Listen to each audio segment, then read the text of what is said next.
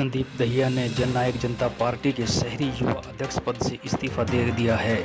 उन्होंने यह इस्तीफा पार्टी के युवा प्रदेश अध्यक्ष रविंद्र सागवान को भेज दिया है।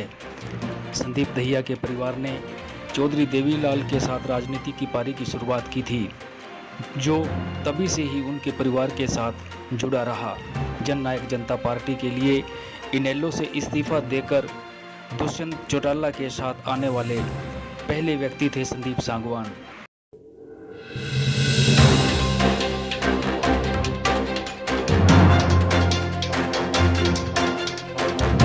गठबंधन का धर्म निभाते निभाते दुष्यंत चौटाला ने युवाओं को रुष्ट कर दिया है। उनकी कार्यशैली को देखते हुए युवा पार्टी छोड़कर जा रहे हैं, जबकि इस समय पार्टी गठबंधन के साथ सत्ता में है। ऐसे में युवाओं का पार्टी छोड़कर जाना कई सवाल खड़े करता है। सभी दर्शकों को नमस्कार। आपको परिचित करवाते हैं एक जाने माने जो युवा हैं, जेजेपी के हल्का करनाल से जो है युवा अध्यक्ष रहे हैं अपने संदीप दहिया जी। जी संदीप दहिया जी, दर्शकों को एक बार आप जो है ना राम राम करें। जी चौहान साहब, आपके सभी दर्शकों को मेरी तरफ से राम राम। तो संदीप भैया जी, आपसे जानना चाहते हैं कि आजकल एक आपके द्वारा आपका हस्तलिखित जो है एक पत्र है जो सोशल मीडिया पर वायरल हो रहा है। उसमें आपने जेजेपी का जो पद आपके पास था, सम्मानित पद जो आपके पास था युवा हल्का अध्यक्ष का, उससे आपने कहीं ना कहीं आपको नजर आ रहा है उसमें कि आपने उससे इस्तीफा दिया है। तो वही कारण दर्शक आपसे जानना चाहते हैं। जी चौहान साहब, मैंने अपने जो मेरे पास युवा हल्का अध्यक्ष का पद था, मैंने कल उससे इस्तीफा दे दिया और रिटर्न में इस्तीफा मैंने जननायक जनता पार्टी के प्रदेश अध्यक्ष रविंद्र सागवान जी के पास भेज दिया है।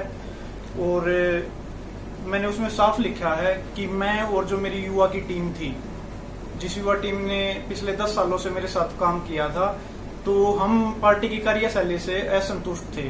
पार्टी की करनी और कथनी में अंतर था, तो जिस कारण से हमने पार्टी के प्रदेश अध्यक्ष जी को अपना इस्तीफा सौंप दिया।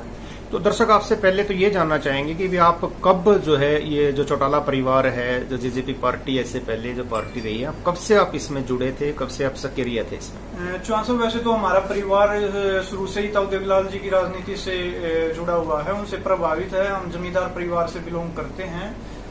उसके बाद 2009 के इलेक्शन से ही मैं भी सक्रिय हूँ राजनीति में। उसके बाद 2014 में मैंने असंध हल्के से युवा उप प्रधान का पद भी संभाला है। उसके बाद मैं लगातार फिर इंडियन नेशनल लोकदल पार्टी में भी करनाल हल्के से अध्यक्ष रहा हूँ 2 बार। उसके बाद जैसे इनकी जननायक जनता पार्टी की जो स्थापना होनी थी, सबसे पहले करनाल जिले में इस्तीफा देने वाला संदीप दहिया था। तो ये जो इस्तीफा का जो प्रकरण आपके द्वारा जो किया गया है, वो एक टिस जो आपके अंदर है, वो आपसे जानना चाहेंगे दर्शक भी क्या वजह रही, विशेषकर आप युवा हैं, अभी जुमा आपका पड़ाव है, पॉलिटिकल जो पड़ाव है, तो उसमें कैसे?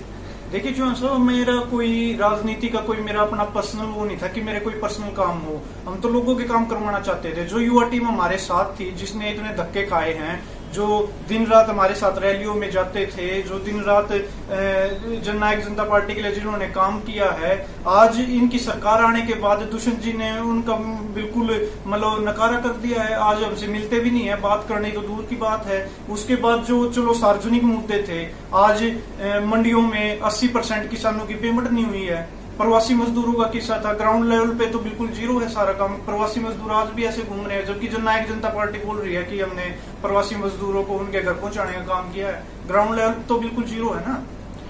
तो कहीं ना कहीं जैसे जो बीच में आ रहा है कि भी आपके यहाँ जितने भी आपके साथ जुड़े हुए जो लोग थे, जिनके आप जिनको लेकर आप पार्टी में जुड़े थे, आपका मानना ये है कि भी उन लोगों के कहीं ना कहीं काम नहीं हुए हैं, तो इससे आपने रुष्ट होकर या आपको पीड़ा थी उनकी जो है उसको लेके आप जो है दरकिनार? ना तो किसी हमारे काम हुए और ना ही वो उचित मान सम्मान मिला। जो पार्टी जो सरकार बनने से पहले था, उसमें एकदम चेंज आया। इनकी कथनी और करनी में दिन रात का अंतर हो गया है। और ये अकेला कोई मेरी बात नहीं है। हरियाणा प्रदेश में हजारों ऐसे कार्यकर्ता हैं और सैकड़ों ऐसे पदाधिकारी हैं जो जिनके मन में आज ये विचार है कि वो जननायक जनता पार्टी से उनका मनमुटाव हो चुका है, लेकिन वो किसी कारणवश या किसी दबाववश वो बोल नहीं पा रहे। हमें हिम्मत थी बोलने की, हमने अपना फैसला पार्टी को भेज दिया है।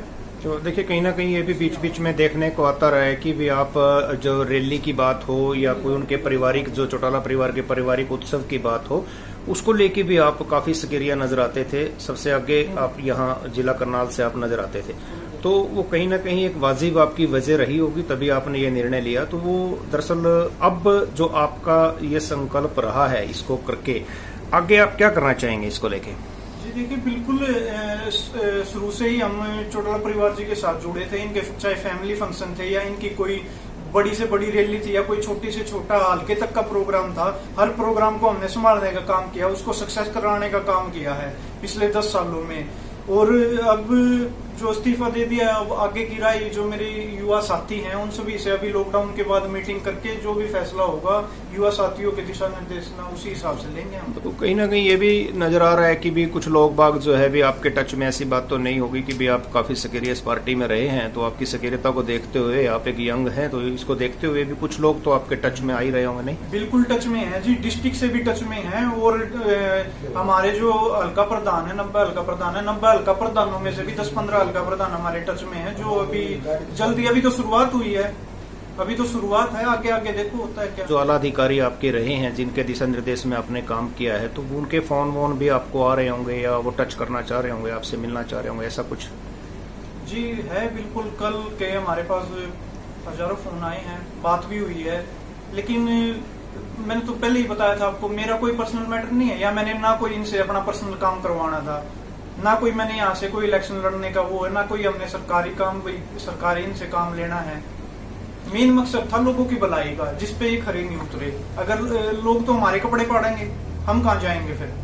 तो इस तरीके से जैसे आप बता रहे हो, उससे यही लग रहा है कि भी कहीं ना कहीं आपको अपना शोषण नजर आ रहा है। तो उस तरीके से जो युवा आपसे जुड़े हुए थे या और भी अन्य युवा अदर पार्टियों में जुड़े हुए हैं, उनको क्या संदेश आप देना चाहेंगे? मेरा तो युवा साथियों को यही संदेश है कि जो ये बड़े बड़े पॉलिटिक्स हैं, जो ये हम यूथ को मतलब एक यूज करते हैं, जब तक इनकी सरकारें नहीं बनती तब तक ये यूज करते हैं।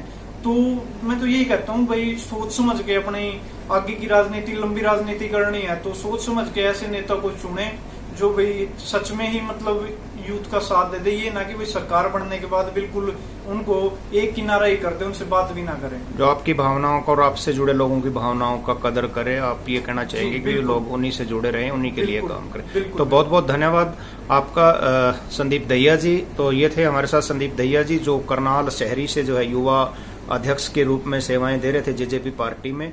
तो आज इन्होंने जो है अपना इस्तीफा